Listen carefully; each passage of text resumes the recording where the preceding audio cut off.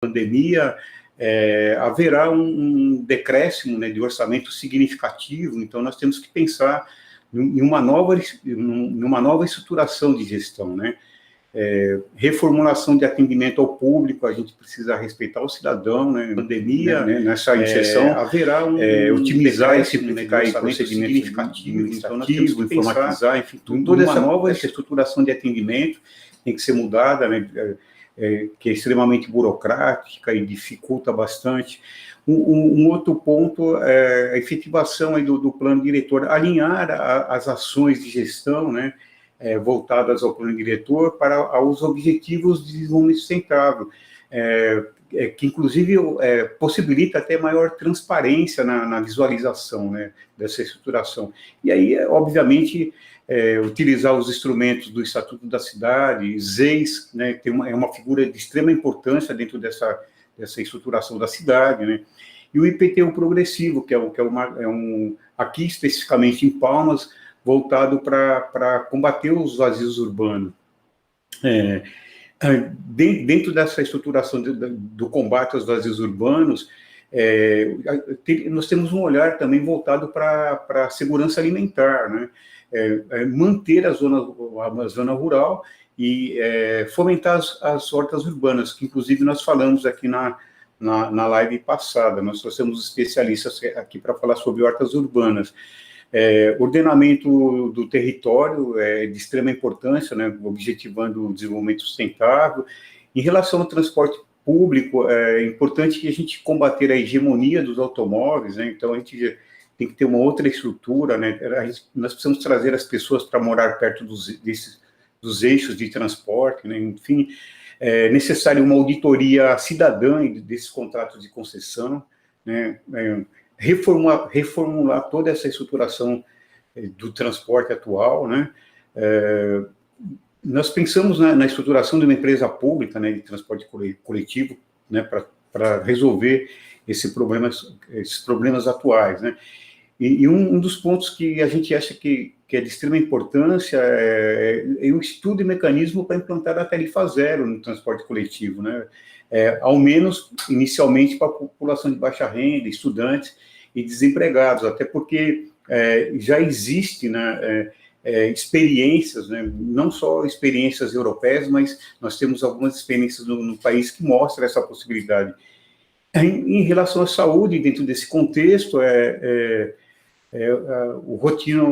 as rotinas voltadas para a saúde preventiva de família, que é de extrema importância, médico generalista que consiga atender especialistas, né, quando houver necessidade, aprimorar esses atendimentos de serviço de saúde, né, enfim, e com o máximo de respeito à qualidade. Isso aí, obviamente, tem a necessidade, né?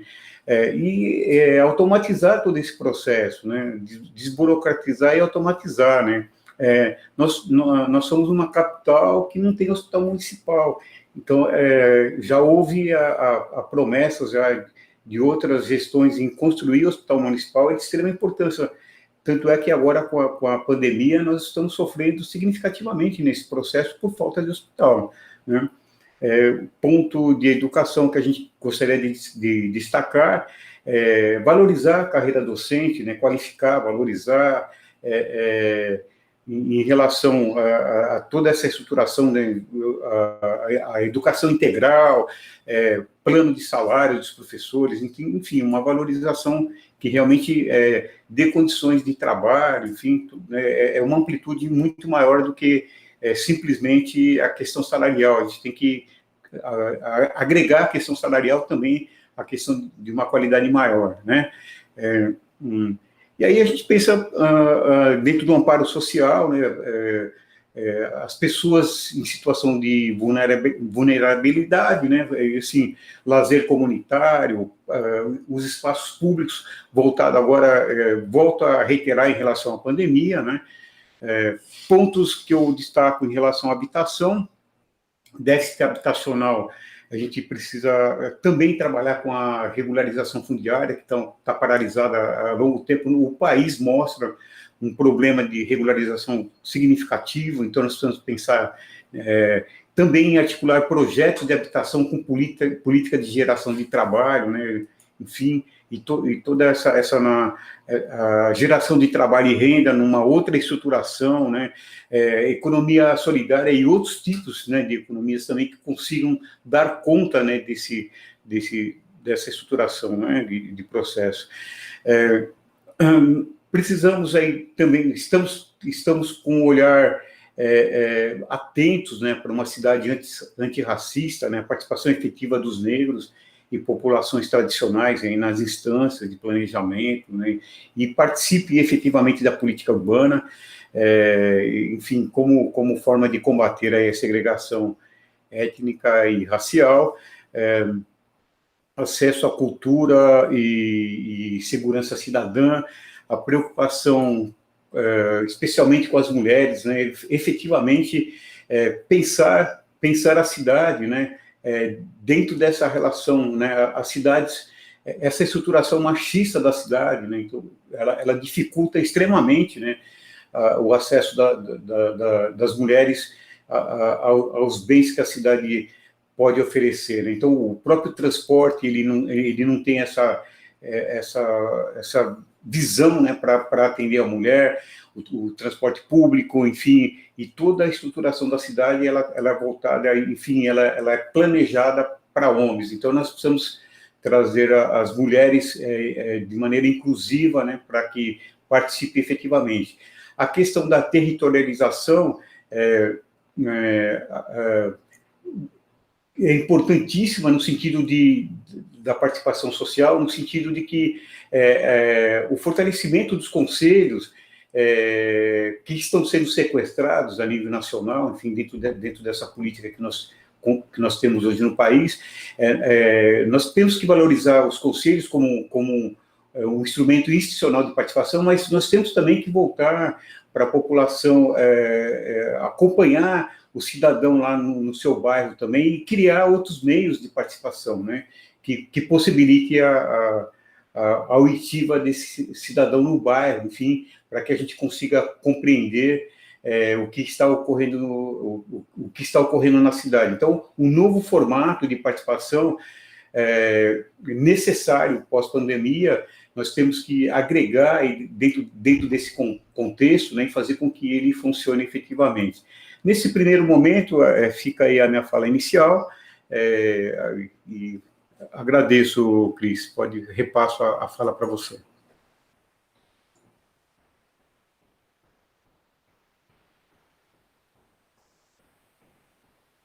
Você está sem som, microfone. Ai, desculpa, gente. Nós vamos agora para a fala do Renato Roseno, que é deputado estadual pelo PSOL. Não, querido, eu acho que agora é o Marcelo. Marcelo? Tá. Isso.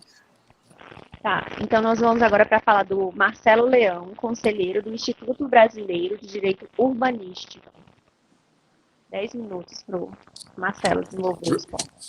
Obrigado, Cris. Opa! Pessoal, meu abraço virtual a todas e a todos, a todas que estão abraço, aí Marcelão. Acompanhando. Meu grande amigo, meu grande companheiro Renato Roseno, né? Eu sou pai do Marcelo. Ele é meu pai, embora ele seja 6 meses mais novo que eu, saibam que ele é meu pai, tá? A gente explica isso mais tarde. Ao longo da live a gente explica, né? E o meu amigo Basoli, né? Aí de Palmas. Eu queria, antes de tudo, colocar para vocês aqui que, assim, eu estou me sentindo aqui no papo entre amigos, tá? Eu não fiz um planejamento de fala num formato de palestra ou de qualquer evento congênere, tá? A minha ideia aqui é soltar o verbo mesmo, deixar rolar, nós estamos numa conversa, né? E, ao mesmo tempo, também fiquei pensando, gente do céu, o que é que eu vou fazer no meio de uma discussão com 2 feras dessa, né? Realmente foi um convite, aí, o critério de escolha do companheiro Basoli aí para a gente foi um critério altamente técnico, de nível passional, né? É a nossa amizade, né, e tudo, porque tem gente muito melhor para falar de gestão popular da cidade do que eu, isso eu tenho certeza. Inclusive no meio dos nossos companheiros aí do IBDU, do BR Cidades, da plataforma BR Cidades, a gente está atuando também, né? Renato e Basoli estão ali no grupo da Nacional, e também no Instituto Gentes de Direito, né, do qual faço parte também, que atua mais aqui na esfera do Estado, de Santa Catarina e da capital, aqui em Florianópolis, né?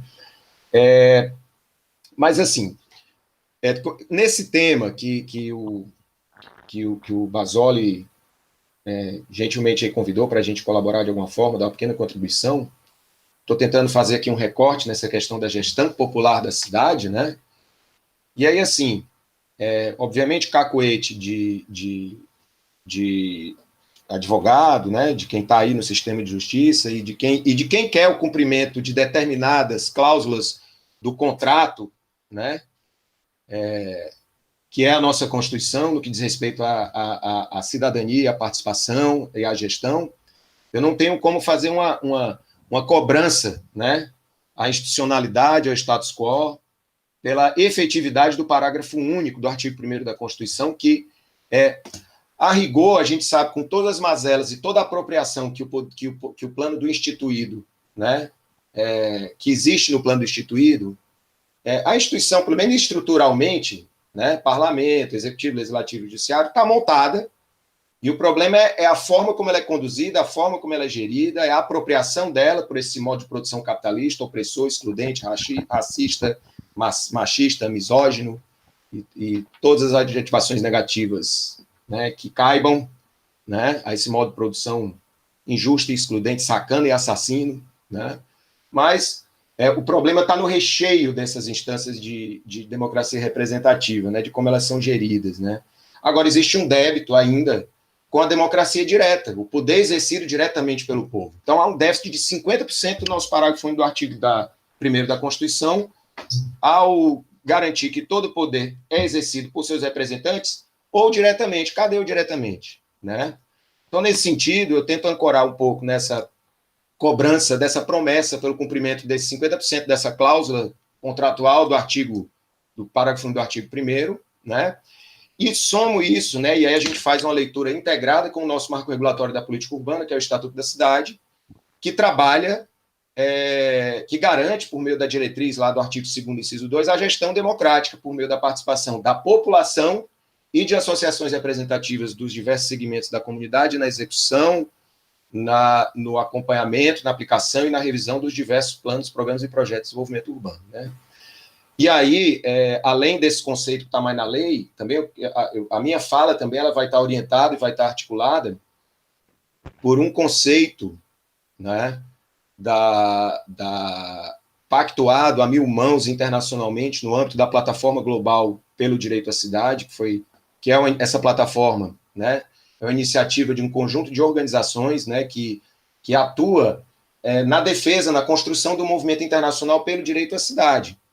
E nessa condição, né, essa plataforma tem um objetivo claro de contribuir para a adoção de compromisso, adoção de política pública. Estou, inclusive, aqui lendo, viu, aqui questões da própria plataforma, né, projetos e ações que são voltados a desenvolvimento de cidades justas, democráticas, sustentáveis e inclusivas, tanto pelas instâncias da ONU, quanto pelos governos nacionais e locais, ou os municípios, né? E aí, para ancorar aqui na minha fala, eu vou muito nesse conceito de direito à cidade que foi trabalhado no âmbito da plataforma global. Após uma discussão, né, com os integrantes da plataforma, se pactuou internacionalmente que esse direito tem que ser entendido como direito de todos, e aí eu digo também de todas e todas, os habitantes presentes e futuros, permanentes e temporários, de habitar, usar, ocupar, aí veja, produzir, governar, né? Grifando aí, e desfrutar de forma justa, inclusiva, segura e sustentável as cidades, vilas e assentamentos urbanos, definidos como bens comuns essenciais para uma vida plena e decente. Então, para além do conceito jurídico, né, a gente está aqui advogando em prol dessa definição pelo direito de estar e ser cidade, pelo direito de participar das decisões, de não só participar das decisões, mas de formular decisões, né, de intervir e de gerir, por que não? Se nós estamos aí falando de um artigo da Constituição Federal que diz que o poder deve ser exercido diretamente pelo povo, não é? Então, na política urbana, a gente tem meios e tem ferramentas, tem acolhidas, né, tem acolhida para essa ideia da gestão popular da cidade, né? E aí, naturalmente, como não, a lei e o conceito não é o suficiente, porque a gente sabe que só a luta faz a lei, e porque a gente sabe que existe uma necessidade de pressão popular, né, para fazer valer essa garantia, a gente não consegue conceber que isso caminhe, que isso avance, se eu não tenho uma administração popular, uma administração progressista, de esquerda, comprometida com a visão não patrimonialista e republicana no sentido mais nobre da palavra, que é aquele que não sobrepõe interesses de grupo ou de pessoas o interesse coletivo amplo e o interesse pactuado pela população, né? Então, entendo que para que isso vá para adiante, a gente tem que ter uma administração popular comprometida com isso nos nossos municípios brasileiros, e que nessa administração a gente tenha um gestor que tenha um compromisso incondicional com a participação e o controle popular da gestão e uma visão que se fala muito em uma visão generosa, né, do gestor, mas eu digo uma visão engajada e comprometida com a construção dessa democracia direta e participativa em alguns momentos, dependendo do fórum que a gente está discutindo, né? Agora, o que é que a gente vê? Complementando no plano das garantias, tem muito plano diretor feito pela cidade do país, que ainda funciona como o conto da carochinha, mas o contrato está lá. Tem toda uma estrutura de gestão democrática, participativa e até direta, que não se restringe a conselhos. Se você for esmiuçar plano diretor país afora, você vai encontrar plano que tem fórum de participação, de democracia direta, que controla a atuação do conselho, regras de audiência pública, que as pessoas não entrem mudas e saiam confusas, né? Que participem, que se empoderem, que possam mudar o rumo, né, de determinado plano, programa ou projeto de urbano, né? Mas, muito embora tenhamos essa estrutura, né, garantida, a gente vê que os gestores, principalmente esses que não têm a visão generosa ou sensível às pautas populares, né, ficam focando no problema e não na inquietação para buscar a solução para o problema, e ficam girando em torno daquela história. Não tem participação porque as pessoas não vão, porque a gente chama e não vai, passa um carro de som uma vez na rua e diz que isso é divulgação, faz uma nota de rodapé no Diário Oficial, como se todo mundo fosse na banca de revista comprar e dizer assim, me dá aí uma revista da semana e um Diário Oficial, ou vai na padaria e diz, me dá o pão e o leite e um Diário Oficial. Como é que isso não existe? Como é que você vai utilizar isso como veículo de divulgação, né? Mas ao longo do debate a gente pode conversar um pouco mais sobre isso, mas o que eu queria focar é o seguinte, é que essa preocupação do gestor público focada no problema, mas não da busca por solução, né? Ela põe sombra sobre um desafio enorme, que inclusive numa gestão popular da cidade tem que ser trabalhada, que é o quê? É a gente ter noção de que o modo de produção capitalista, ele captura o tempo das pessoas, tá? Ele captura o tempo das pessoas, as pessoas não têm tempo, né?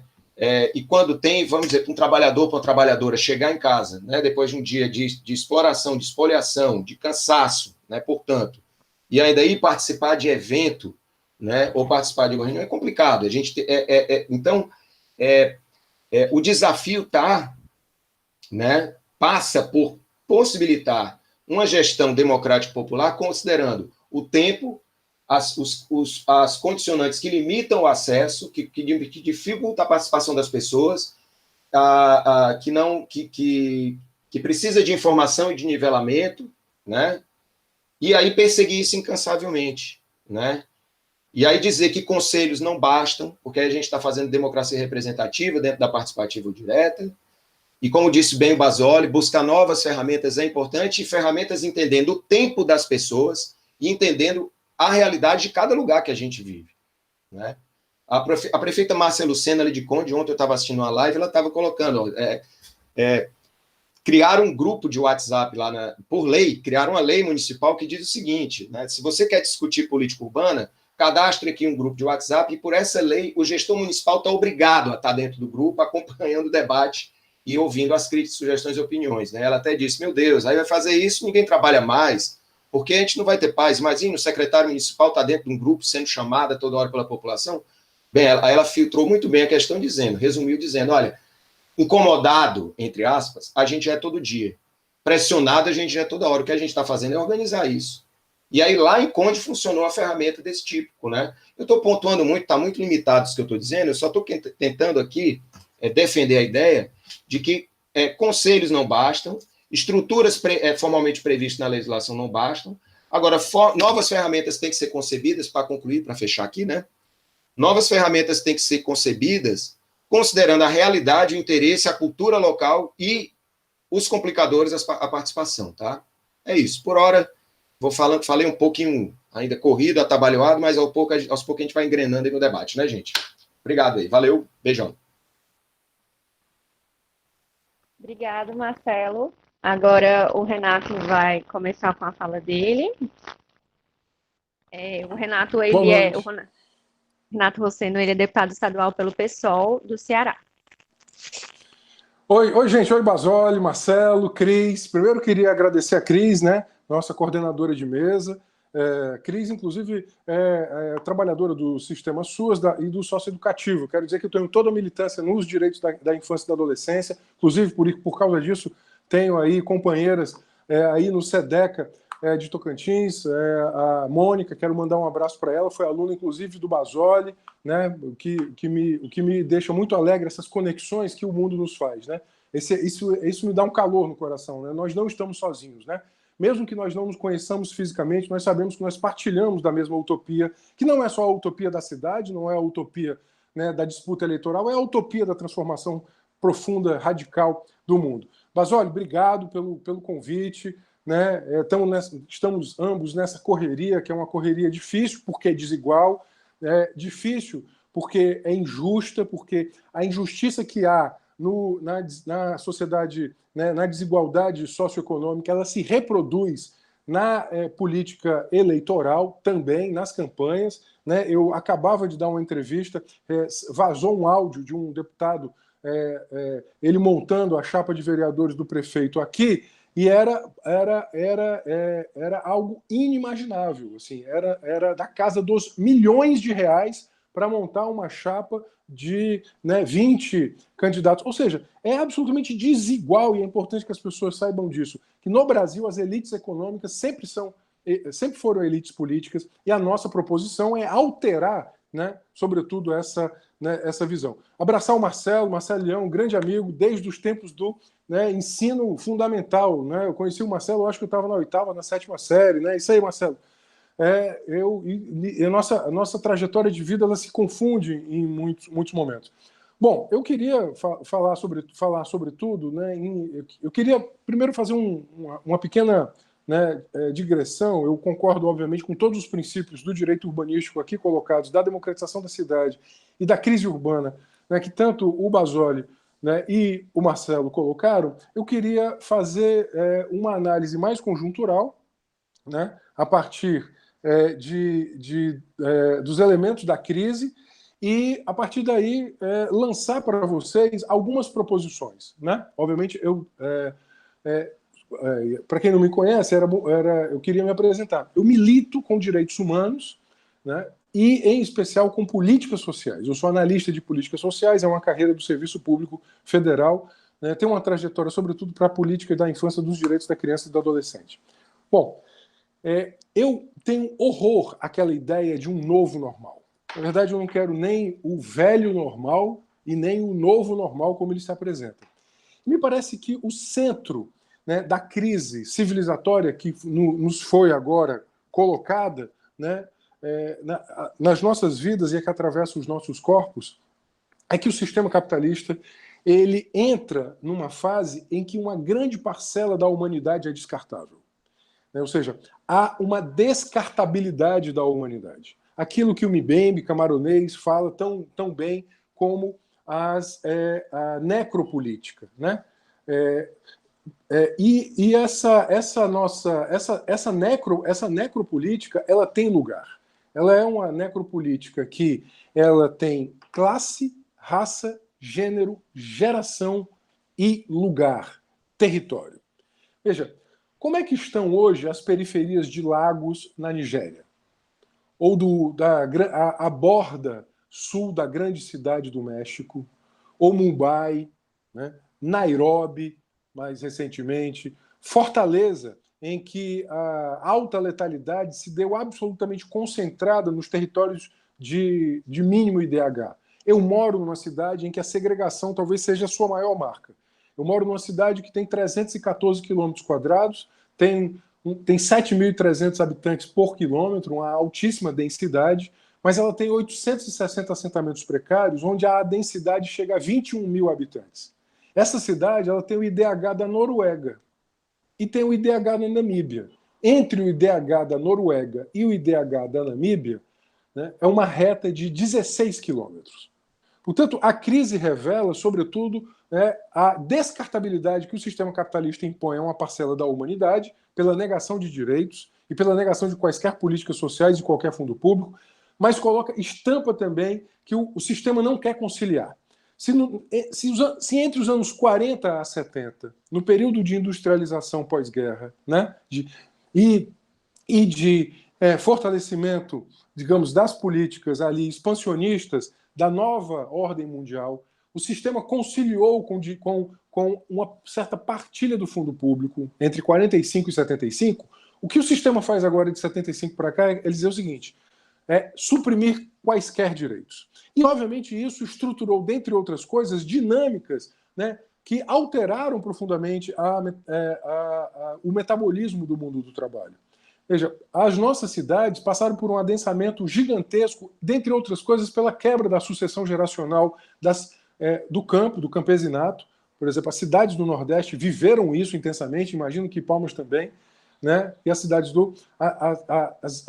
todas as cidades que, em especial, viveram processos de expansão da sua malha urbana, né, a partir dos anos 70, em que essa quebra da sucessão geracional criou, por um lado, toda uma nova demanda de empregos, serviços, políticas sociais, mas que foi acompanhada, ao mesmo tempo, de precarização das relações. Vamos lembrar que essa crise ela é o ápice de um processo longo de 40 anos, em que houve flexibilização, desregulação e financiarização. Ou seja, o capitalismo ficou mais financeiro, ele ficou desregulado e os regimes de acumulação ficaram mais flexíveis. É por isso que, por exemplo, volto à minha cidade, 70% da sua economia é de serviços, 50% da sua economia é informal.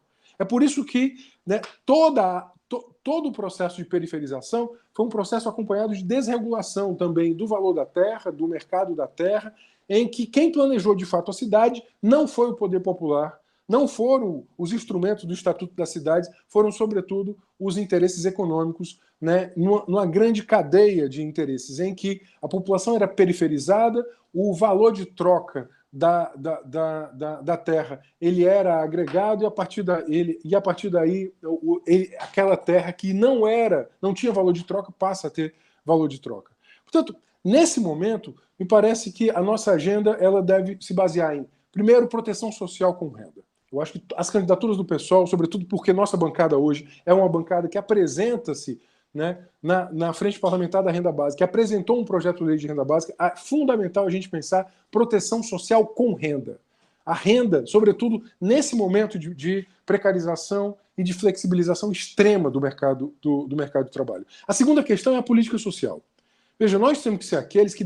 Veja, virou um tabu a partir dos liberais que não se pode falar de déficit público ou de endividamento. Se o mundo está em recessão e se as pessoas estão morrendo, é necessário alongar, dentre outras coisas, o endividamento para garantir política social, servidor público. Porque foi o servidor público que salvou vidas agora. A massa de servidores públicos no Brasil não supera 12% da força de trabalho. Metade dessa massa de servidores públicos é de professores e professoras de educação básica.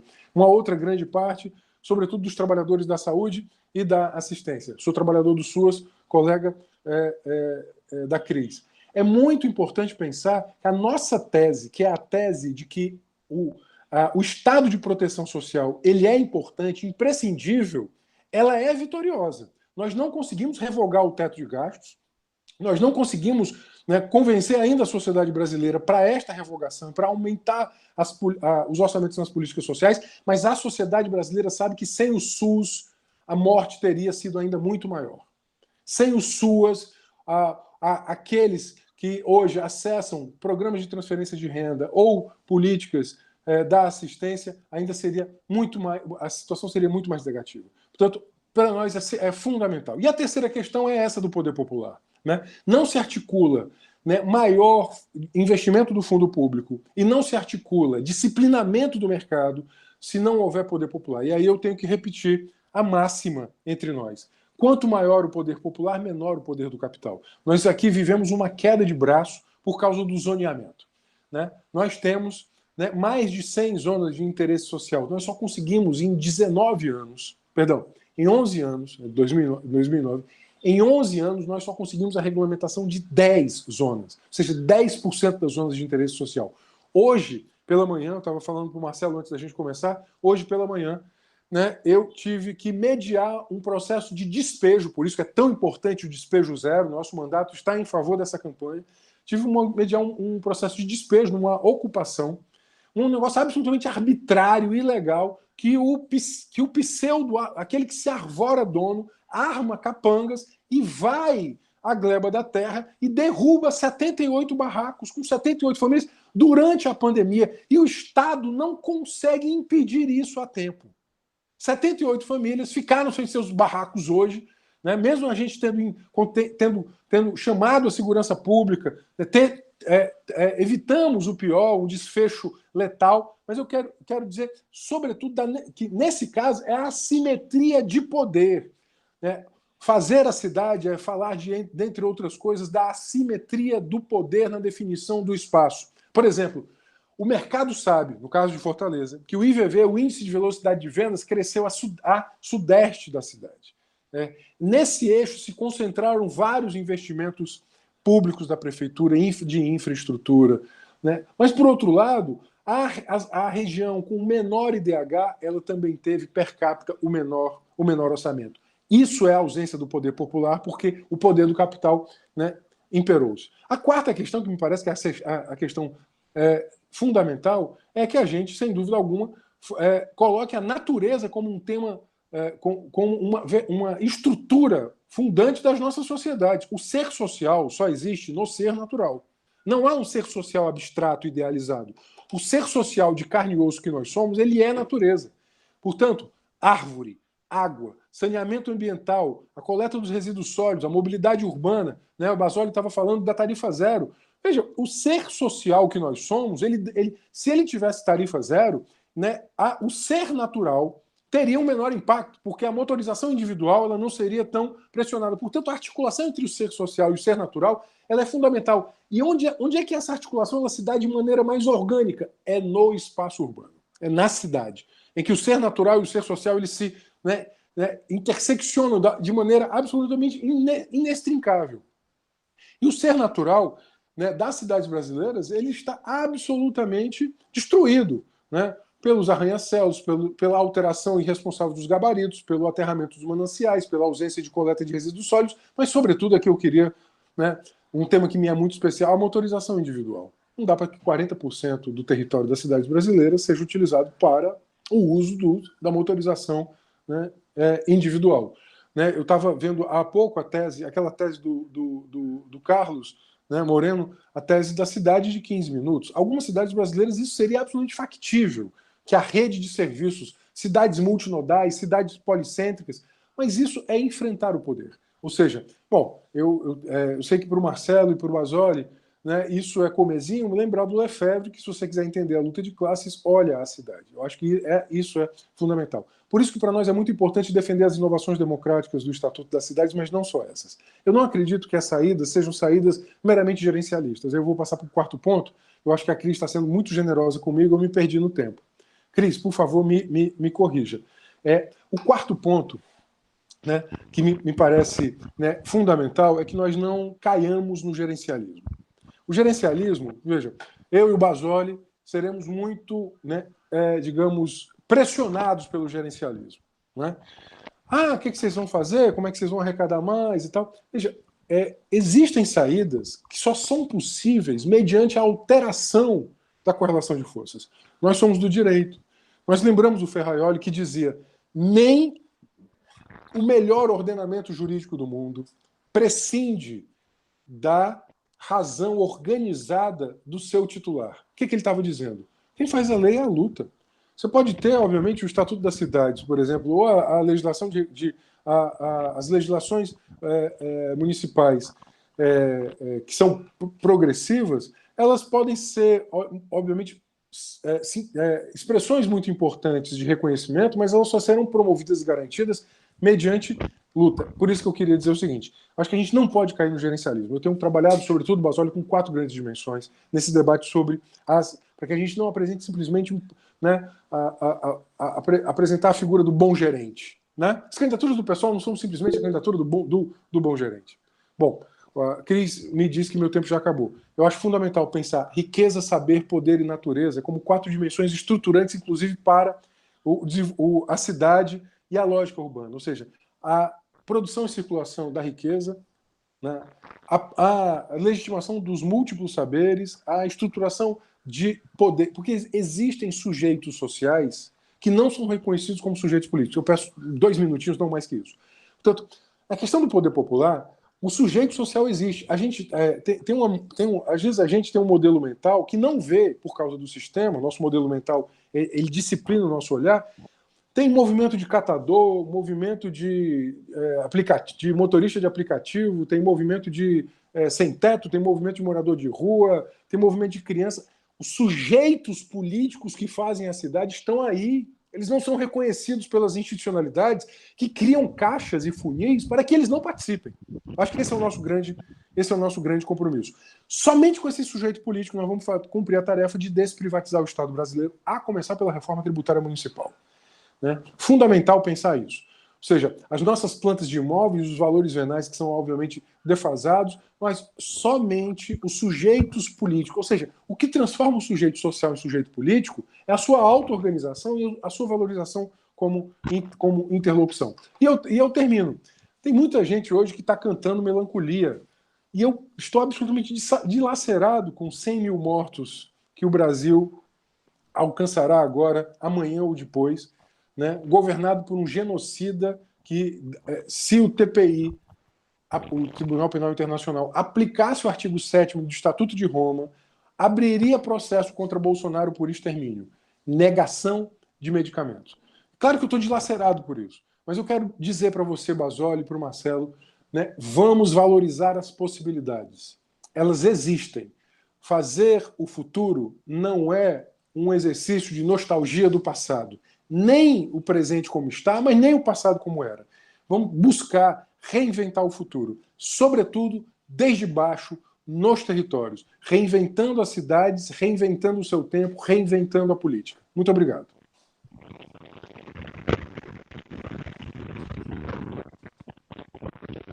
Então, boa noite. Boa noite, gente.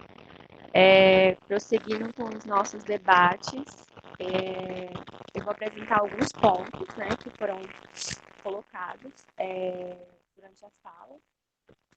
Assim, e também queria compartilhar uma experiência minha de tentativa de implementação de conselhos populares nas regiões administrativas de Brasília. Eu morava numa região administrativa que tinha muitos problemas, e eu reivindicava principalmente pelo transporte, né?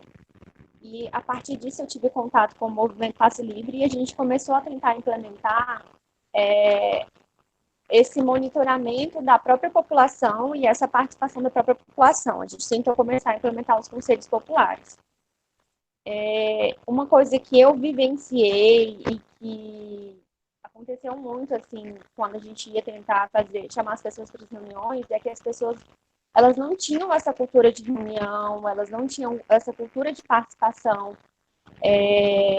de opinar mesmo. O que eu observo a partir dessa vivência é que as pessoas, elas constantemente, elas têm uma opinião sobre o serviço que está sendo prestado. Você vai numa fila do posto de saúde, as pessoas têm uma opinião sobre aquilo, devia ter mais um atendente, devia ser de tal forma, e elas não encontram esse espaço em que elas conseguem expressar essa opinião delas. E a vivência que eu tinha era essa, das pessoas terem opinião, mas não terem essa cultura da reunião, de expor isso no espaço que talvez fosse reservado para isso. Então, eu queria que vocês tentassem debater um pouco sobre o assunto. Para a gente não ficar com aquela coisa de conselhos não funcionar, de conselhos que talvez não sejam viáveis e não contem, de fato, com a participação das pessoas, sejam conselhos figurativos, em que as pessoas têm instituído essa legal conselho popular, mas que de fato não acontece. Então, assim, como o Marcelo colocou, em Florianópolis já tem legislações que falam de conselhos populares, só que isso não é implementado. Então, eu queria que vocês desenvolvessem um pouco isso, sobre esse desafio que nós temos de implementar, de fato, esses conselhos populares, de modo que é uma mudança total na cultura de participação popular, assim.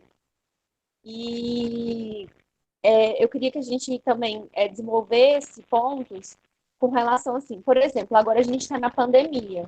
Então, a nossa forma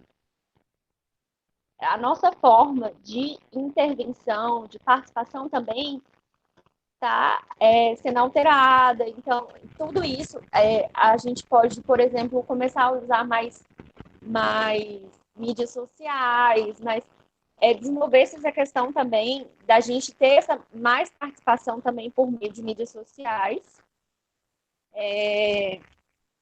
E também, assim, uma questão que eu achei bem interessante que o Marcelo nos apresentou, essa questão da gente entender bem a realidade na qual a gente está intervindo.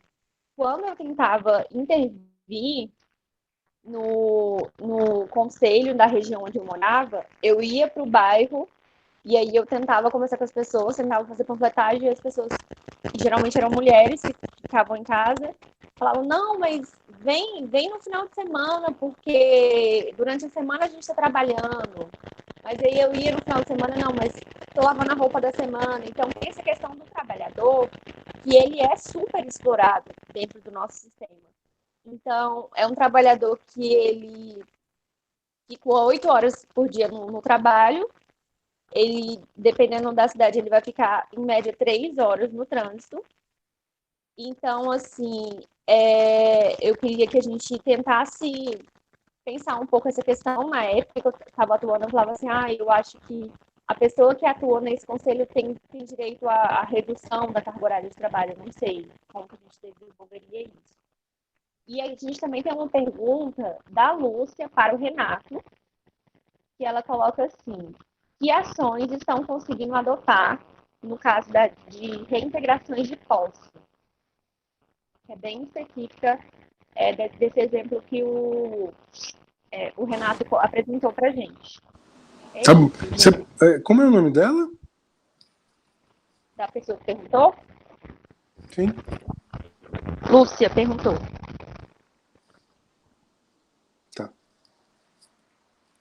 Tá, gente. A ordem. Vocês querem escolher qual ponto vocês querem desenvolver? Ou eu já posso ir passando nas ordens e vocês vão abordando as questões que eu for apresentar? Pode ir passando aí, a gente vai respondendo. Eu acho que o Renato podia responder essa questão da Lúcia e depois a gente ia para os outros pontos. O que vocês... Tudo okay? Tranquilo. Perfeito. Manda ver, manda bala. Você pode responder, Renato? Manda bala não, desculpa, gente. Manda rosas, tá, gente? Manda flores. Posso? Tá bom? Porque esse tema é infeliz também. Não, a primeira coisa é o seguinte, assim, nós temos que fazer a moratória dos despejos, tá? Nós temos que fazer a moratória, ou seja, isso tem que ser isso já é um tema internacional, né? Inclusive quando a Raquel Ronick foi relatora, né, o tema da moratória dos despejos ganhou, né, um tratamento dentro do direito internacional que me pareceu bastante interessante. A gente poderia avançar nisso. Então, a primeira coisa é a moratória. Por quê? Porque, veja, o que é o despejo? É você colocar, dentre outras possibilidades, a reintegração da posse daquela gleba de terra, daquele imóvel, acima do direito fundamental à moradia. Vou repetir essa situação. Veja, a pessoa depois de despejada, ou, por exemplo, nesse caso, de uma ocupação recente, não era uma ocupação consolidada, essa que eu vivi hoje em Fortaleza, essas 78 famílias ou foram para casa de parentes ou foram para a rua. Portanto, ou seja, o direito da imobiliária... Veja, eu estou colocando uma questão filosófica ética anterior ao direito. É razoável, do ponto de vista, né, do imperativo ético, que colocar 78 famílias, portanto, mais ou menos 300 pessoas, dormindo na rua, né, porque uma determinada imobiliária que chega, inclusive, de maneira absolutamente violenta, né, reivindicando a propriedade da terra, não. Então, isso eticamente é indefensável. Agora, juridicamente também. Porque se você for estruturar, né, a leitura do artigo 5º da Constituição, né, e fazer uma leitura sistemática da Constituição, não se permitiria esse tipo de alternativa, à luz, inclusive, dos tratados internacionais de direitos humanos. Eu aprovei, há muitos anos, né, tenho lutado por isso, para um comitê permanente de mediação de conflitos fundiários urbanos. Eu defendo isso. Veja, na grande maioria dos casos, os conflitos fundiários urbanos eles podem ser mediados, né? Nós defendemos que 100% deles sejam mediados. E, obviamente, essa mediação ela deve partir de uma instância permanente no próprio executivo, interlocução com o judiciário, com as forças de segurança e com os movimentos da reforma urbana. É o executivo que tem que ser o protagonista da garantia desse direito.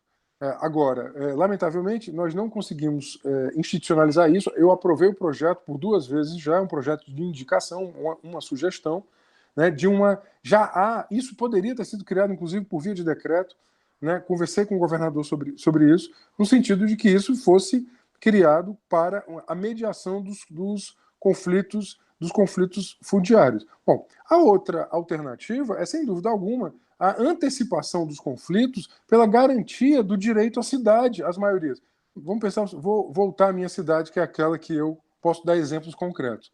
Eu moro numa cidade que tem 150 mil, né, famílias, né, sem teto, né? Ou seja, moradias precárias, precisando de um teto hoje. Há 120 mil imóveis desocupados para a especulação.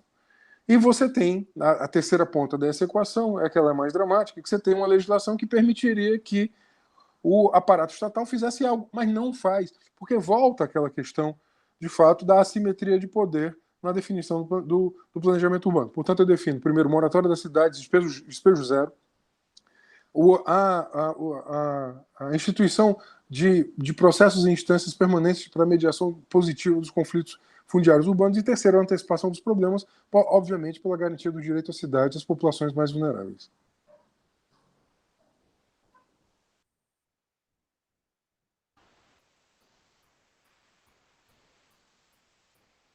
Quem vai agora sou eu?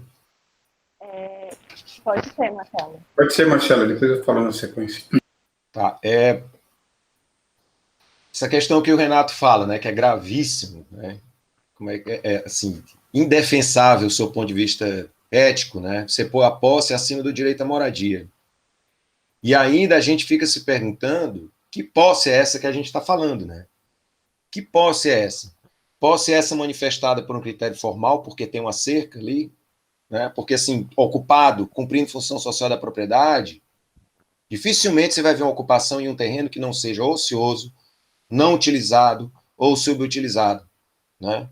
Dificilmente você vai ver isso.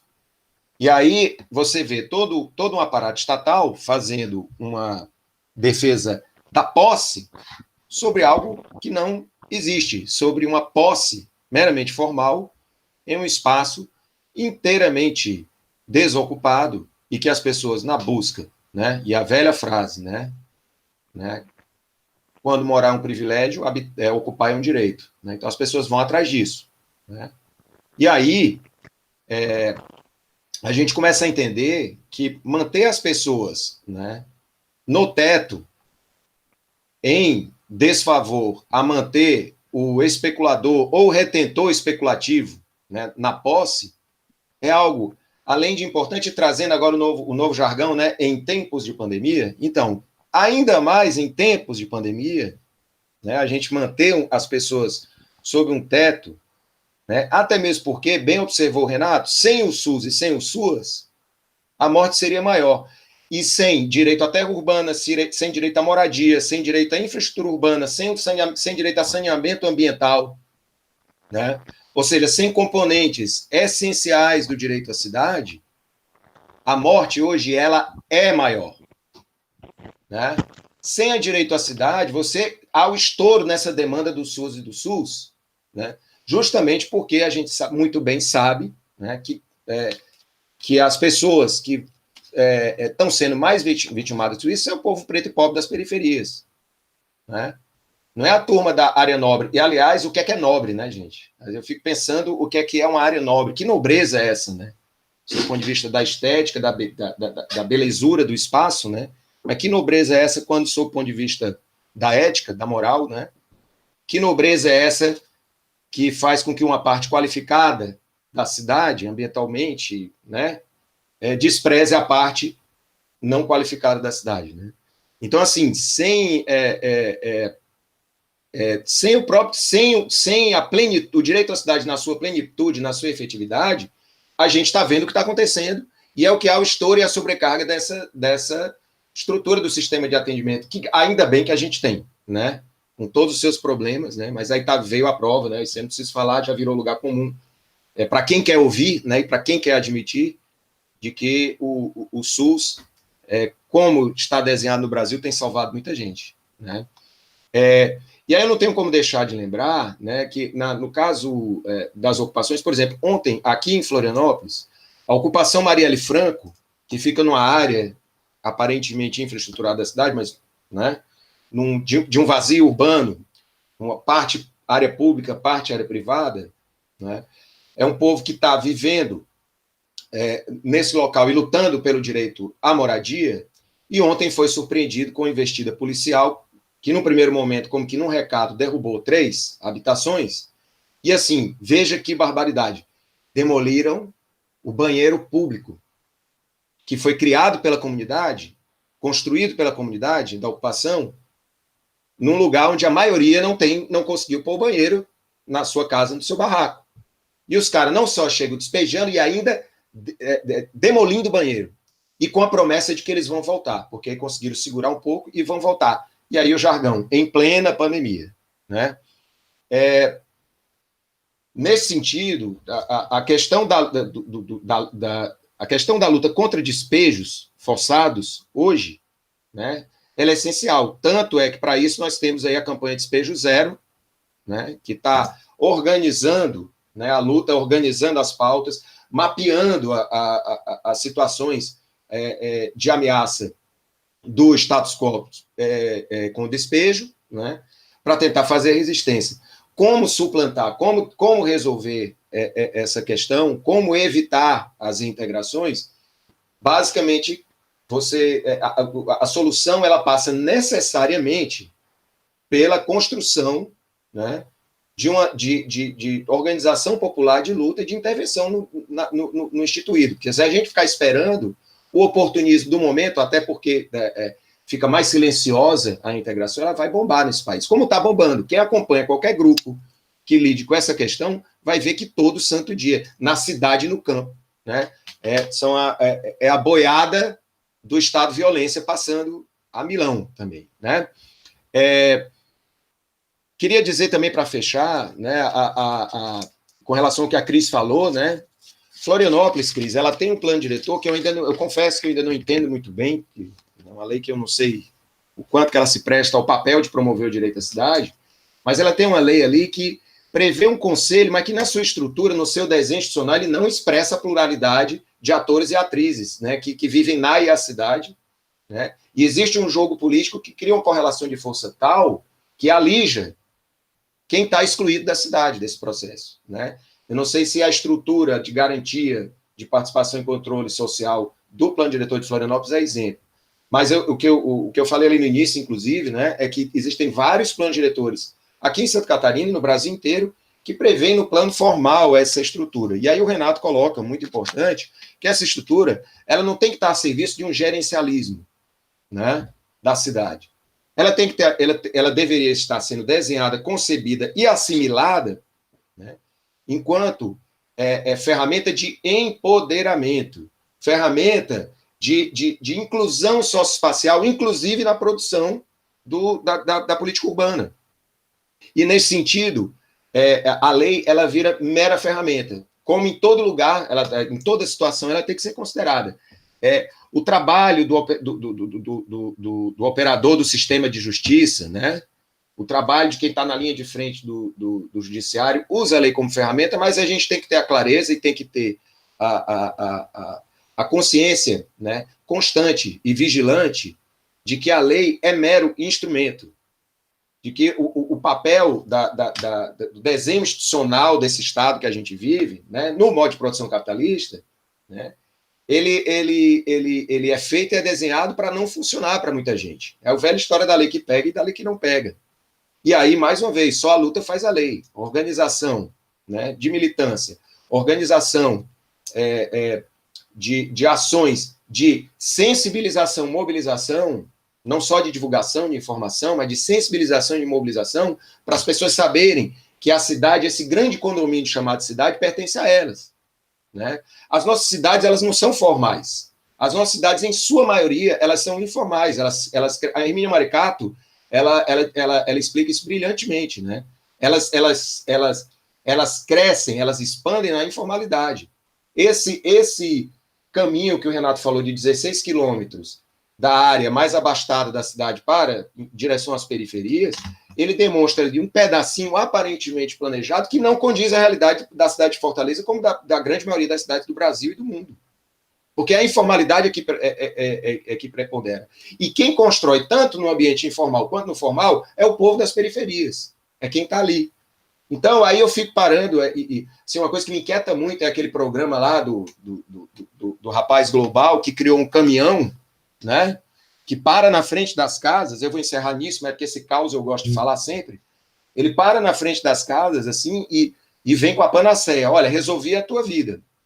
Nós vamos reformar a tua casa, nós vamos mexer em tudo aí, e a impressão que a gente tem é que a passividade é grande, é o sonho de projeto do arquiteto sem diálogo nenhum com o morador.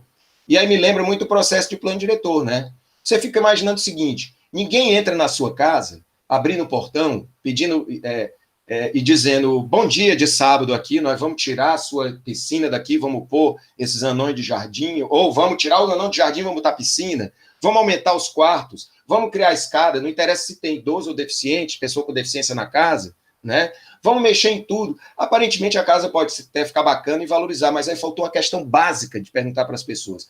Você quer? É do teu interesse? O que é que tu acha disso? Ninguém entra na sua casa, à exceção, me parece, desse caminhão, né? Sem consultar e sem entender as necessidades das pessoas. Como que isso não opera na cidade, gente? Como que isso não opera na cidade? Como que você trabalha, né?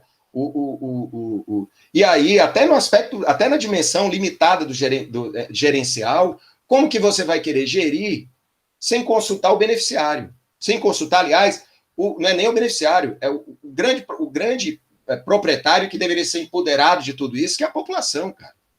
Como é que você ignora isso? Né?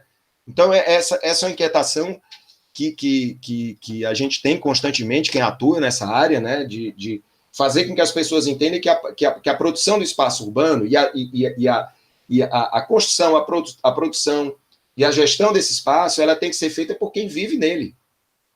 Não é o cara lá. E assim, o outro problema, a Cris colocou, para finalizar mesmo, tá, gente? A Cris colocou a questão lá do trabalho que ela fez no DF, das dificuldades que ela tinha de interagir com as pessoas, de trazer as pessoas, né, de ter esse comparecimento quantitativo, né, e qualitativo também. Muito embora esses eventos eles têm qualidade, porque existe qualidade nesses eventos, porque as pessoas interessadas vão, né, a questão é mais de você capilarizar, né.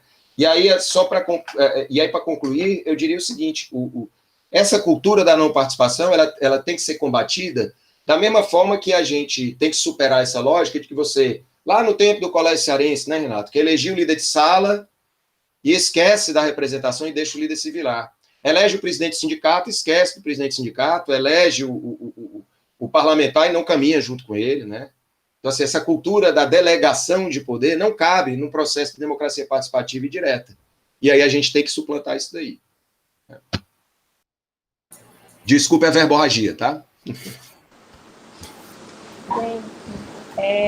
só para apresentar algumas falas que estão sendo feitas aqui no chat, a Franciele apresentou aqui, colocou que hoje o MST informou que 40 famílias que moram há 3 anos no acampamento Sebastião Bezerra, em Palmas, serão despejados no dia 19 de agosto, em plena pandemia. A Lúcia apresentou aqui que tem mais 2 reintegrações em legislação, né? Uma em Nova Olinda e uma em Palmeirante. A Celina colocou que a área 9 é para pobre também. Pobre tem direito a morar perto do centro, de morar próximo do trabalho, de viver sua vida social na cidade. Apresentou as questões aqui de que Florianópolis terceirizou a participação popular. Então, aí, já são elementos para a gente já pensar também. E obrigada pela participação, gente. Agora a gente vai passar para a fala do professor Basoli. Bom, Renato, eu vou te oferecer aqui, depois você me manda seu endereço lá pelo WhatsApp, eu vou te mandar a mais recente publicação minha, que conta a história de Palmas, enfim, é um trabalho que a gente fez, e é um pouco para, ainda você não conhece Palmas, não esteve em Palmas, então acho que é uma oportunidade de você conhecer o problema que nós temos aqui em cima do que o Marcelo falou. O Marcelo tem um livro, ele já conhece aqui o que a gente aponta aqui, entendeu? Mais ou menos dentro dessa estruturação que foi falado, né? Que foi falada, né? Então, na verdade, é o seguinte, né? E poucas pessoas que não têm essa ligação regional conhecem a problemática, né? Nós somos, fora daqui, uma cidade planejada, uma cidade a qual tem todas as condições de receber as pessoas, tal, mas nós criamos antes, eu creio que até antes de São Paulo, né, porque São Paulo vem, da periferia chega, aí plagiando um pouco a Hermínia Maricato, quando ela fala da periferia, nós criamos a periferia da periferia no início da cidade, no primeiro ou no segundo ano da cidade, nós começamos a criar a periferia da periferia.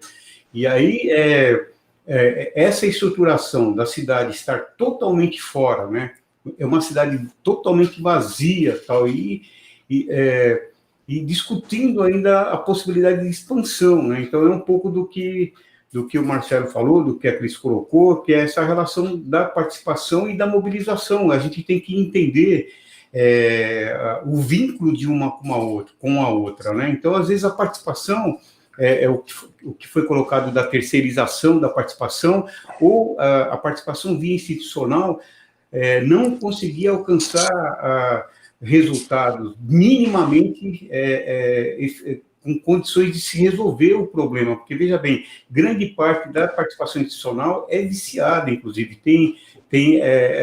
você não consegue ter a abrangência necessária. Então, o que ocorre? A mobilização, e aqui a gente mostra um pouco dessa mobilização pela expansão urbana aqui em 2011, a cidade vazia querendo crescer e termina crescendo, depois de uma longa briga com o plano diretor agora atual, de 2018. Então, e essa relação, na verdade, a participação social é sequestrada em nível nacional, e com reflexo nos municípios, né? Então, nós estamos aqui há muito tempo sem reunião de conselhos. O Conselho de Desenvolvimento Urbano aqui simplesmente não tem a sua finalidade, a gente tem cobrado para que aconteçam as reuniões, não acontece. Então, toda essa problemática que a gente observa é que é necessário a mobilização, né, e a participação não institucional para que a gente consiga efetivar muitos processos que simplesmente são engavetados e são abandonados. Então, quando a gente fala em vazios urbanos aqui, é sério, é uma situação de 6 milhões de metros quadrados no centro da cidade. E a cidade, a Borda, continua crescendo, né? Sem conseguir receber as pessoas, né? A cidade foi criada para segregar. A produção da cidade aqui foi para segregar intencionalmente, né?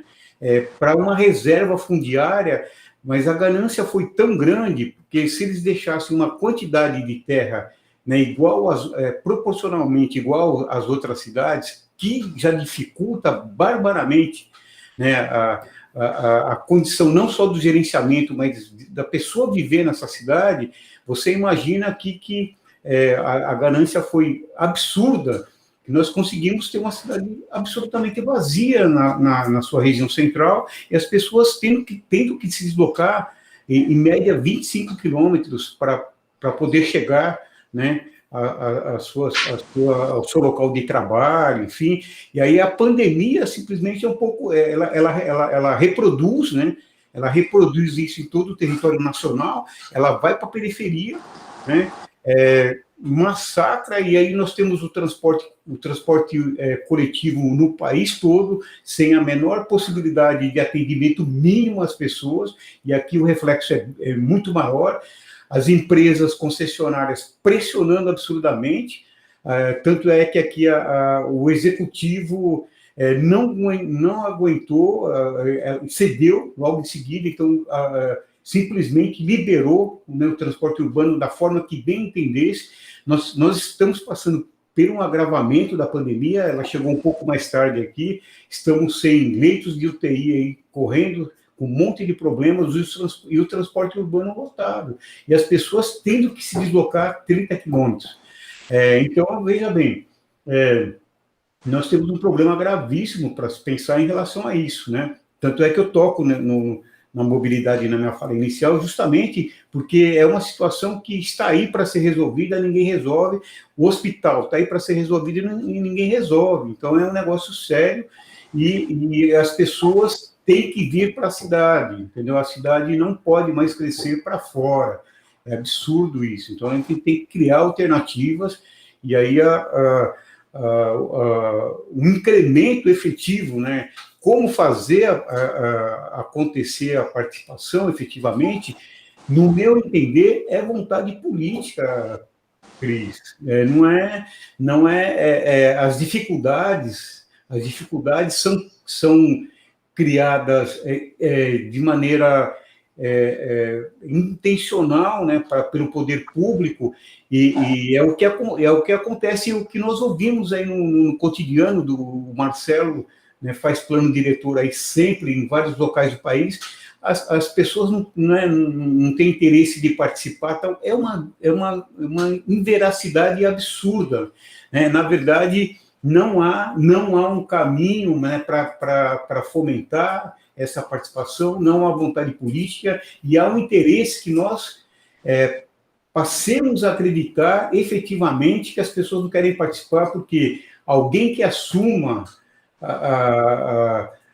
o executivo, né, ele se julga, inclusive, ele passa, inclusive, ser incentivado a tomar as suas decisões de maneira a não consultar a população, porque há um consenso de que não há interesse da participação. Não é verdade isso aí.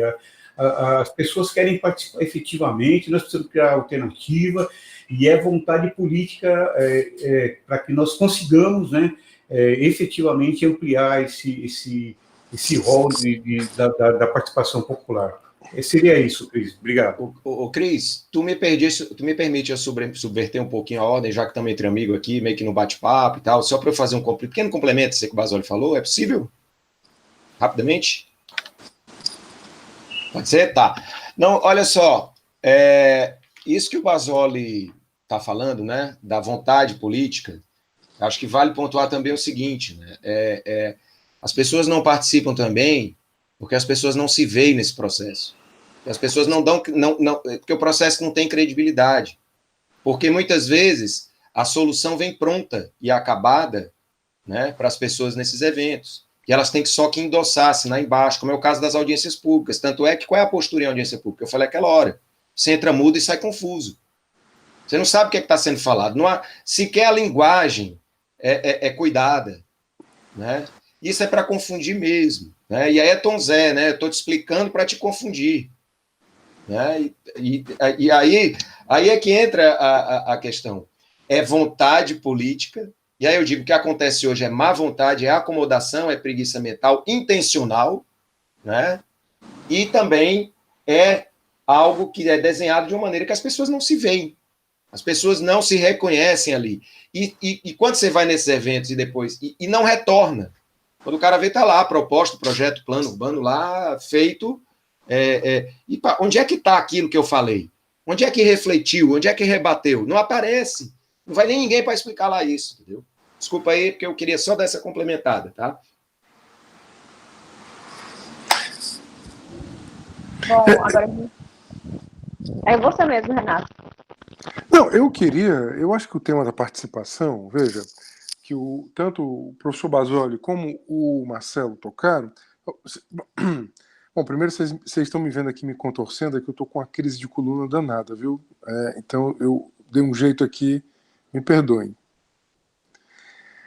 Veja, o tema da participação, eu acho que ele é um dos mais importantes. Nós queremos defender e definir métodos a priori que atendam às institucionalidades.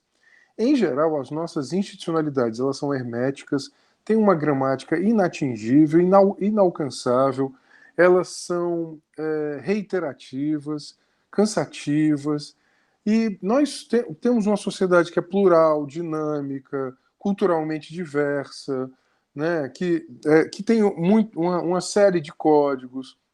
Então, a gente exige que a sociedade, né, ela entre nos códigos das institucionalidades que têm 250 anos. Né?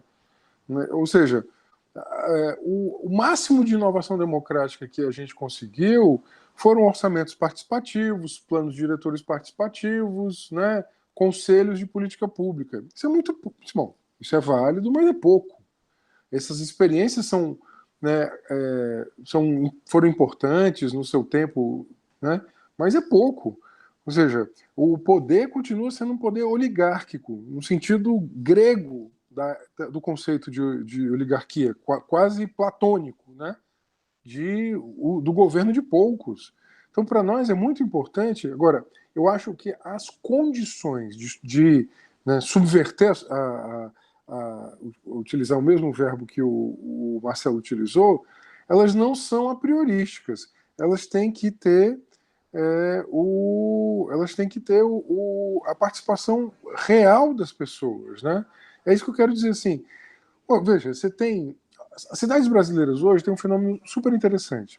Você tem coletivo de adolescentes, meninas, jovens, periféricas, fazendo slam das minas, né, em quase todas as cidades brasileiras, né, as grandes cidades. Você tem movimentos de reforma urbana em quase todas as cidades. Você tem movimentos de catadores de recicláveis em quase todas as cidades. Movimentos de população de rua em quase... Ou seja, esses movimentos eles já existem. Eles não têm que se moldar ao Estado. É o aparato estatal que deve acolher o Estado-comunidade e não o contrário. Então, assim, me parece que é uma outra lógica por completo. Né? E aí, de fato, o que deve prevalecer é a organização do próprio sujeito e não, né, o contrário. O que o Marcelo colocou, acho super importante. Assim, veja, eu presido muito a audiência pública. E aí, assim que eu tomei posse, as pessoas estranhavam, porque, em geral, as audiências públicas, quem começava falando era o Estado. Eu subverti, eu disse assim, olha, a audiência pública é um dos poucos elementos em que as instituições podem ouvir as pessoas do que as pessoas têm a falar. Então, assim, obrigatoriamente, o Estado vai ouvir, por isso que é o nome de audiência, né, os movimentos sociais, os sujeitos. Então, a gente sempre começa a partir dos sujeitos, e não a partir do Estado. O Estado começa ouvindo para após isso, se comprometer com as demandas que a sociedade traz. Mas, veja, esse é um exemplo pequeno que um parlamentar faz. Você já pensou, se a gente conseguisse fazer isso na escala de uma cidade, isso seria fundamental.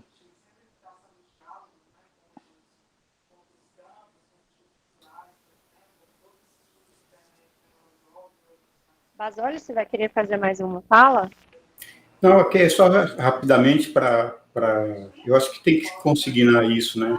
A Sandra colocou aqui que em Palmas foi criado um espaço, né, para os idosos aqui na Zona Central. E houve manifestação na ocasião por vereadores, né, alegando que era área muito nobre para colocar idoso. Então, o idoso tem que ficar longe e tal, e a área nobre em relação ao valor econômico da área. Então, são coisas absurdas, né? Então, veja bem, mesmo havendo essa quantidade de áreas absurdas, né? O Marcelo está com o microfone ligado. Pronto.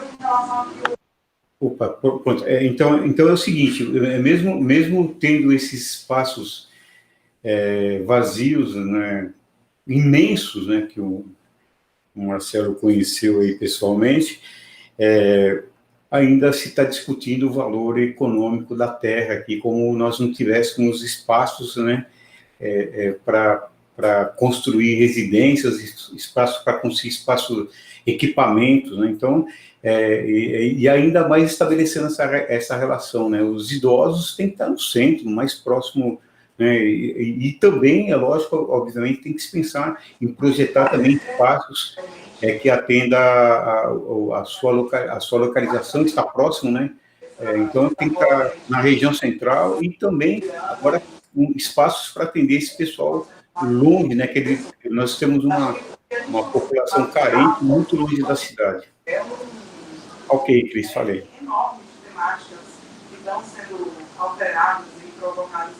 Bom, Renato, você está com seu microfone aberto. Isso. Tá. Gente, a gente vai começar a encaminhar aqui o encerramento da nossa live hoje. Eu queria agradecer a todos os convidados, dizer que a gente não tem a intenção de encerrar o debate com essa live, né?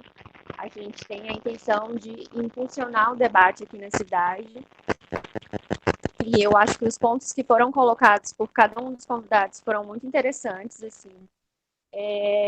O relato do Renato, assim, me apresentou muitos pontos interessantes, assim, sobre a questão da reintegração e essa questão da participação, assim. Eu queria, assim, eu acho que essa live de hoje foi uma fagulhazinha de debate que a gente vai aprofundando com o tempo, que a gente vai desenvolvendo, não só agora com o período de campanhas eleitorais, mas também continuamente quando a gente vai militando, né? Todos nós que estamos aqui nessa live hoje militamos e pretendemos desenvolver essa questão da participação popular, né? Então, eu vou dar 3 minutos para cada um para o encerramento. Aí eu vou começar com o professor Basoli agora, professor João Basoli.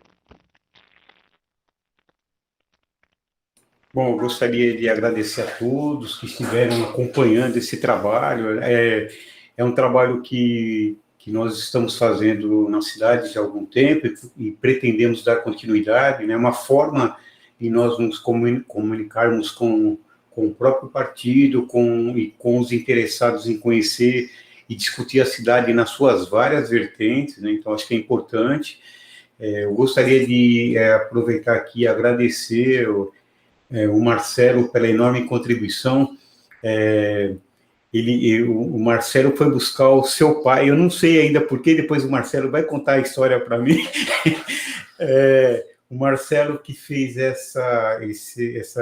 esse contato com o Renato é uma figura né, de referência nacional, com uma agenda extremamente apertada, e ele abriu esse espaço para nós. Eu acho que eu queria agradecer, Renato, você se dispor a vir falar com a gente. Eu acho que nós precisamos, enquanto pessoal, pensar, né? De alguma forma nos conectarmos a nível nacional, pensando também nessa estruturação de que nós estamos aqui um pouco mais longe do eixo, temos algumas dificuldades que vocês poderiam contribuir. Eu não estou, eu fiz uma entrevista com o Boulos, né? E o Boulos, inclusive, se comprometeu a fazer uma live com nós, mas ele tá numa outra dimensão aí, enfim, e a gente gostaria que houvesse uma inter-relação a nível nacional para que a gente conseguisse aumentar a nossa dimensão um pouquinho mais aqui, é o que você acabou de falar.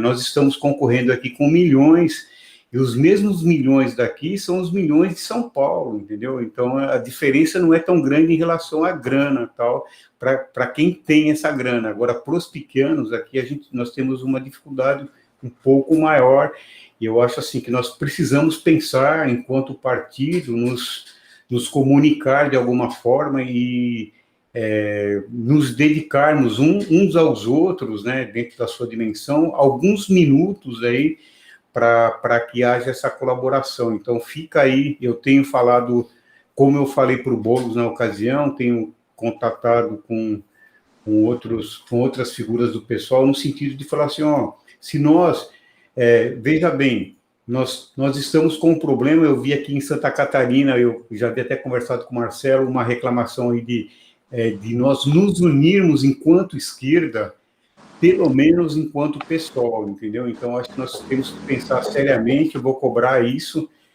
no sentido de nós nos olharmos, né? Não nos abandonarmos regionalmente, eu acho que isso é importante.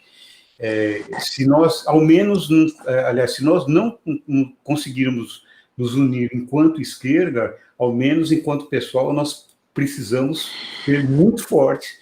E a minha primeira filiação partidária, e eu quero fazer valer essa filiação. Eu vou estar aqui um pouco mais distante, mas cobrando para que o pessoal nacional nos atenda nesse sentido de ter uma dimensão de fortalecer o partido. Eu quero, e é um sonho, ver esse partido muito forte no país, né? E eu acho que depende de nós, né? Se nós não nos olharmos, né, cada um ficar aí na sua dimensão, a gente não vai conseguir, pelo menos aí é uma visão pessoal, nós não vamos conseguir, né, chegar ao lugar que o partido merece. Obrigado, Renato, agradeço aí. Vou te mandar o livro de coração e com muita estima, espero que depois tenha o retorno aí, vai conhecer Palmas via literatura. E depois presencialmente. Agora vamos com o encerramento com o Marcelo. Gente, a gente falou aqui, eu falei em subverter, o Renato falou em subverter, aí eu dei uma gugada aqui no dicionário, e dentre os vários significados ali, tem 3 aqui, 6 aqui, tá? Do dicionário que eu peguei, e tem um que diz o seguinte, que subverter é revolver-se de baixo para cima, fazendo de conta, viu, gente, que fazendo de conta de que o povo é que é o de baixo, né? Fazendo de conta, né? Então, subverter, reverter, revolver de baixo para cima é transformar, e transformar numa conjuntura que a gente está vivendo agora e num momento de processo eleitoral é transformar já. Acho que é não esperar ser eleito. E nesse sentido, em todos os locais onde ainda há a possibilidade de você construir frentes de esquerda, eu não sou afiliado ao PSOL, né? Eu sou um cara de esquerda e que acredita nas forças de esquerda e nas frentes, no poder das frentes, né? E esse recado fica para lugares onde ainda se tenta construir frentes, para dizer o seguinte: façam isso, construam frente, mas promovam democracia participativa já agora. Por que não os movimentos possam opinar, discutir programa primeiro e nome depois, e legitimar os nomes de uma chapa e aí sim chancelar uma frente? Por que a discussão ela precisa estar necessariamente vinculada às instâncias partidárias? Se eu me pretendo trabalhar com democracia participativa, ou defender, empoderar, transformar e fazer uma democracia participativa, né, numa gestão dita popular, começa da agora dando exemplo. O recado é aqui para o município de Florianópolis, viu, gente? Florianópolis está assistindo. Né? As decisões têm que ser pactuadas com quem está tomando no lombo, amigo. Né? E nesses últimos, no caso específico de Florianópolis, nós temos um estado de violência que teve um período de recesso ali nos anos 1990, de 92 a 96, né? E nesse momento a gente estancou o estado de violência, o estado opressor. Hoje significa muito para nós aqui, para, por exemplo, uma ocupação Marielle Franco poderia não estar passando por agora se a gente tivesse uma administração popular, porque certamente não mobilizaria a guarda municipal para ir lá, né? Certamente não iria. Então, em nome disso, porque para a população o que interessa é cessar o estado de violência, é cessar a opressão, é combater o bolsonarismo, amigo. Né? Então, fica aí a minha opinião militante, né, com relação a isso. Né? E para finalizar, eu não podia deixar de registrar aqui o agradecimento, né, e também parabenizar o Basoli pela coragem de me pôr conversando no meio de dois caras tão fera como vocês aí, como eu falei no começo. Né? Espero que eu tenha contribuído à altura aí do convite, né? E dizer para vocês que, de fato, se só a luta faz a lei, e na política urbana a gente tem muito o que construir em termos de garantias, não dá para pensar nisso restrito só ao parlamento. Você tem que envolver quem está tomando no lombo, quem vive a realidade mesmo. Né? E aí, para isso, a gente precisa desse comprometimento, dessas candidaturas populares, né? E muito inspirado, né, por uma frase que é muito utilizada nas palestras aí da turma dos coach, né, de autoajuda e tudo mais, mas que ela deve ser apropriada por nós, do nosso autor Guimarães Rosa, quando diz, né, que o correr da vida embrulha tudo. A vida é assim, esquenta e esfria, aperta e daí afrouxa, sossega e depois desinquieta. O que ela quer da gente é coragem. E aí eu encerro a minha fala citando Guimarães Rosa, mas recortando essa palavra para citar, né, um outro grande jurista popular, que é o nosso companheiro Jacques Alfonsin, que sempre diz para a gente que está trabalhando na questão urbana. Né? O boa noite dele não é bom dia, nem boa tarde, nem boa noite. A saudação final dele, inicial, sempre é coragem. Então, coragem, gente, vamos lá, né? E espero ver vocês dois nas prefeituras dessas cidades para reverter a lógica. Porque, de fato, né, nessas cidades eu estou torcendo muito por vocês. Tá bom, gente? Valeu, Marcelo. Gente, então, gente, antes da gente passar para a história do filho eu deixo a bola com o Renato, tá? Ele que vai contar, porque ele que tem que fazer essa... Ele que domina essa narrativa, tá? Porque ele é meu pai. Em deferência, ele que vai dizer, tá bom? Então, gente, antes da gente passar para a fala do Renato, eu queria convidar vocês para a nossa próxima live, nesse mesmo canal, que vai tratar no dia 12 de agosto sobre juventude e políticas públicas em Palmas. E agora a gente vai passar para a fala do Renato, para poder fazer o encerramento. Só que o Renato saiu. Enquanto ele volta para ocupar um pouquinho o tempo, eu queria mandar um salve, tá? Tenho que mandar, vou aproveitar aqui o palanque, tá, gente? Para mandar um salve para o meu irmão, meu companheiro Marcos Leite, grande biólogo, estudioso, inclusive, das áreas verdes urbanas, né? Que está fazendo aniversário hoje, tá? O Renato sabe quem é, parabéns. Viu, Renato? Hoje é aniversário do Marquinhos aí, do Marcos Leite, tá? Tô mandando um salve para ele, aproveitando aqui a live, para mandar um beijão à distância para ele.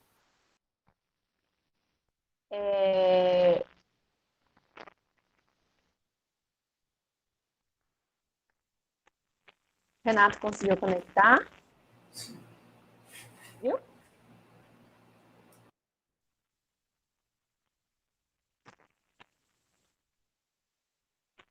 Renato conseguiu conectar agora. Ele vai fazer a fala dele de encerramento. E lembrando, gente, nossa próxima live, dia 12 de agosto, sobre juventude em Palmas.